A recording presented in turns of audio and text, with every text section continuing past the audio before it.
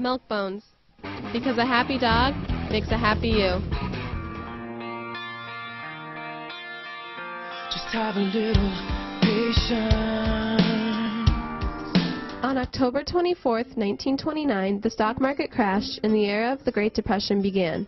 Many people know what happened during this time, however few know that it was a combination of unique circumstances that led to the downfall of our economy. People didn't have a lot of money saved. Farmers were getting low prices for their crops. There were fights between nations with trade. Companies weren't selling all their products even before the Depression, so there were a lot of instabilities occurring, and they all kind of came together at one ugly moment. Throughout the era of the Great Depression, many people lost their life savings in their homes, but the biggest and most common concern during the time was finding a job. Businesses weren't able to hire workers, so it was very hard for people to find jobs. Now a breadwinner who used to take care of a family of four can't take care of a family of four anymore. You had fathers walking out of their houses every day pretending to go to work, and they really weren't. The stock market crash took its toll on many families, as did the recession we are facing today. Yet, how exactly does the Great Depression compare to what we are going through now? We had armies of homeless people going around the country in the Depression. You know, we had farmers burning their crops in California. We had people committing suicide because they didn't have any way to feed their family. We had people out on the streets selling apples.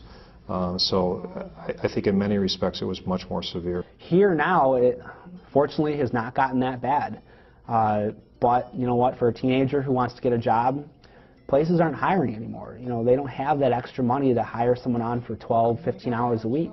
That's why it's called a depression, and this has been called a recession. Tomorrow marks the day of the 80th anniversary of the stock market crash. Hopefully our economy will continue to grow and we will never have to experience such a depression again.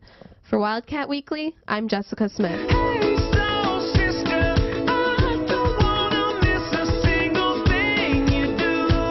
On December 11th at sundown, the celebration of Hanukkah begins. Each night we light the menorah. We begin on the first night lighting one candle. And then each succeeding night we light an additional candle. To teach young children about the holiday of Hanukkah, they use a toy called the dreidel. It's a four-sided top. On each side is a letter. Those letters stand for the Hebrew words Nes Gadol Hayasham, or a great miracle happened there. Another holiday usually celebrated in December is Eid. Eid takes place on the day after Ramadan. Ramadan is, it's the month where our holy book came down, so we fast during that month. It's sunrise to sunset. Eid is known as the festival of fast breaking. It's the time to give charity to the needy and to celebrate the completion of Ramadan with family. Basically, it's kind of our Christmas.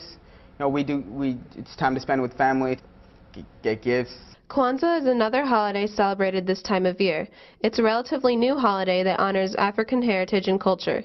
To celebrate Kwanzaa, they light a kinara and give gifts. Even though the holidays all seem so different, they have one common thread: the celebration of family and friends. So enjoy the holiday season however you celebrate it. For Wildcat Weekly, I'm Jessica Smith.